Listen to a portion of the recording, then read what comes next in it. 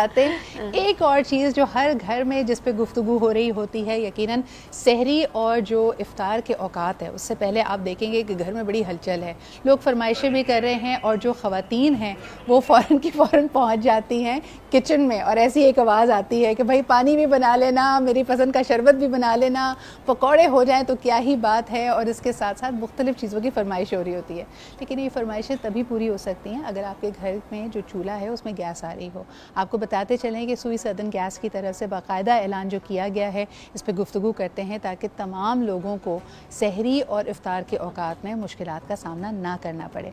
हमारे साथ आज मौजूद हैं और उनसे जानेंगे हम मज़ीद इन फ़ैसलों के बारे में, जो फ़ीडबैक आई है उसके बारे में। हमारे साथ मौजूद है सलमान सिद्दीकी साहब जो कि तर्जुमान हैं सुई सदन गैस के। अस्सलाम वालेकुम। वालेकुम अस्सलाम। आपको रमज़ान की मुबारक हो और आज टेलीविज़न की तमाम इंतज़ामिया और मुलाज़मीन को भी आज की रमज़ान की मुबारक। अच्छा, आपका जो ऑफिशियल टाइटल है वो तो सब जानते हैं, लेकिन इसके साथ साथ जो आपका अंदाज़े बयां है, जो खूबसूरत तहरीर है, मुझे समझती हूँ कि बहुत कम लोगों के मैसेज का इंतज़ार रहता है। कोई ख़ास दिन हो, त्यौहार हो, रमज़ान की आमद हो, सलमान साहब लिखते बहुत खूबसूरत हैं। ये बस कोशिश करता हूँ, कोशिश करते हैं। आज हम आपसे कहेंगे उसके बारे में भी बताएं हमें, लेकिन सबसे पहले ये जो औकात सेट किए गए हैं, आज पहला रोज़ा था, क्या फ़ीडबैक आई? किसी इलाके से गैस के प्रेशर कम होने की तो इतलात नहीं आई फॉर द सहरी टाइम?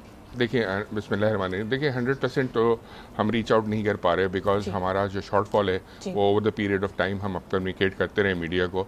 डिमांड और सप्लाई का जो गैप है because of the deterioration of the depletion of the gas reserves, उसकी वजह से हमारे लिए चैलेंजेस ज़रूर रहते हैं। बट अगेन हम गैस की जो प्रेशर प्रोफाइलिंग करते हैं कुछ आवर्स में शट डाउन करके, तो हम उसको मैनेज करने की भरपूर कोशिश करते हैं। But again having said that 100% reach out नहीं हो पा रही बिकॉज ऑफ शॉर्टफॉल। लेकिन आज हमें इतलात आई हैं कुछ इलाकों से, पॉकेट्स में से, कि कुछ एरियाज में गैस की प्रेशर में सुबह काफ़ी कमी रही है जिनसे उनको तकलीफ रही है।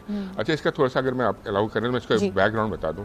ये इसलिए होता है कि बड़ा अनयूजुअल पीरियड होता है रमज़ान शरीफ का, जो एक महीना होता है, जो गैस की इस्तेमाल पीक शेयरिंग पे बैक वक्त लाखों लोग एक साथ कर रहे होते हैं। अमूमन जो होता है स्टैगर्ड टाइम होते हैं, लोग अपने 11 महीनों में सुबह दोपहर शाम के हिसाब से अपनी तैयारी करते हैं पकवानों की।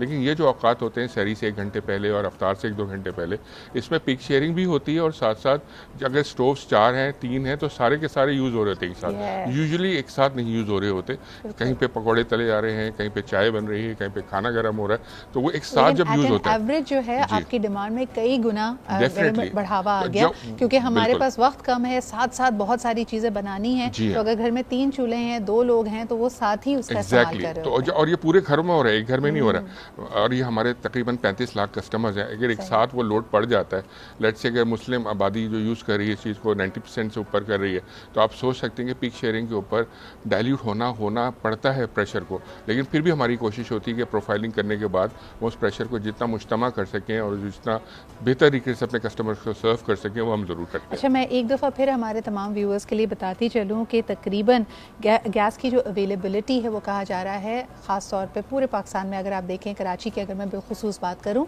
3:30 बजे दोपहर से लेकर रात 10 बजे तक, यानी जो अफ्तार और रात के खाने के औकात होते हैं, इसमें आपको किसी ताख़ीर, किसी खलल के बग़ैर गैस की फराहमी की जाएगी। इसके अलावा सुबह 3 बजे से लेकर सुबह के 9 बजे तक आपकी सहरी की तैयारी है, यानी घर में अगर छोटे बच्चे भी हैं, कोई बुज़ुर्ग अफराद हैं जो सहरी नहीं कर रहे, यानी उन्होंने रोज़ा नहीं रखना है लेकिन उनके नाश्ते का एहतमाम होना है, या आपने कुछ प्री कुकिंग करके रखनी है, इफ्तार की तैयारी करनी है, तो सुबह 3 बजे से यानी जो 3 AM के टाइम से लेकर 9 बजे तक आपको गैस की फराहमी की जाएगी। सिर्फ़ और सिर्फ सुबह 9 से 3:30 बजे तक आप फील करेंगे, ये भी कोई लोड शेडिंग नहीं है, लेकिन इसमें आपको गैस का प्रेशर कम मिलेगा ताकि उसको मैनेज किया जा सके। सलमान साहब, एक फ़ाइनल सवाल ये भी, होरेका के बारे में क्या कहेंगे? ईटिंग आउट भी बहुत बढ़ जाता है, हलवाइयों की जो दुकान है वहाँ पे भी पकौड़े समोसे बनाए जा रहे हैं।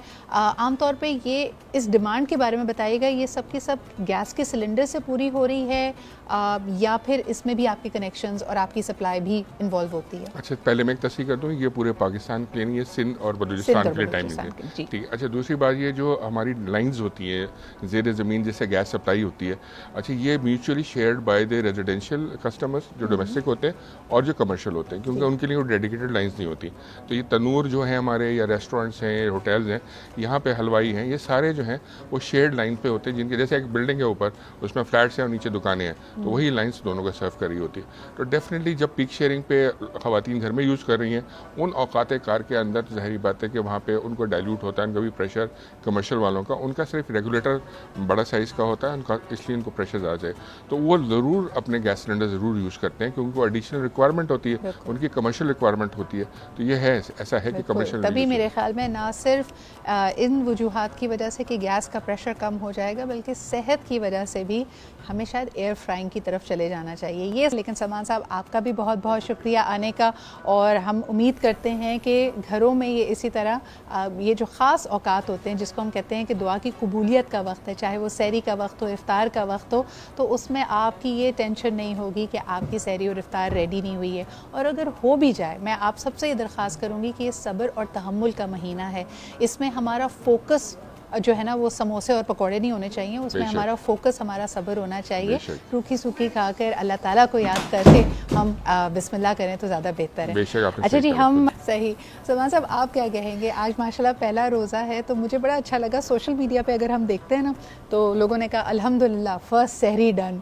जो लोग बाहर मुकीम है, जहाँ पहला रोज़ा हो चुका है, जैसे सऊदी अरब, कनाडा, यूके वगैरह, वहाँ पर उन्होंने कहा अल्हम्दुलिल्लाह फर्स्ट रोज़ा डन। आपको इस तरह के मैसेजेस आए? बिल्कुल जी, होते हैं, और लोग खुश होकर बताते हैं, क्योंकि आज पहला, देखिए अल्लाह ताला का ही, जैसे आपने बिल्कुल इंट्रो में कहा, ये मेहमान है, और ये जो मेहमान हमें मिला है, जो अपनी फजीलतें लेके आया है, सिर्फ 30 दिनों के लिए, अगर हम उनको ना समेट सकें और पहले दिन ये सोच के बिस्मिल्लाह करके आगाज़ ना करें कि हमने लब्बैक कैसे कहना है इस मेहमान को, इसको वेलकम कैसे करना है, तो मैं समझता हूँ ज्यादती होगी इस मेहमान के साथ। बड़ा क्यूट मुझे लगता है। आज भी आप जिस तरह के ये मेटालिक वर्क्स के खूबसूरत से ऑर्नामेंट्स मेरे सेट पे देख रहे हैं, आप लोगों ने अपने घरों में बच्चों की तरबियत करने के लिए, उनको तलकीक देने के लिए नेकी कैलेंडर्स बनाए हैं, डेली सदक़े के लिए एक जार रखा हुआ है, एक एहतमाम बाकायदा किया है कि घर में अगर आम दिनों में आप कहीं पे भी नमाज़ पढ़ लेते थे, उसके लिए एक जगह मुख्तस की है।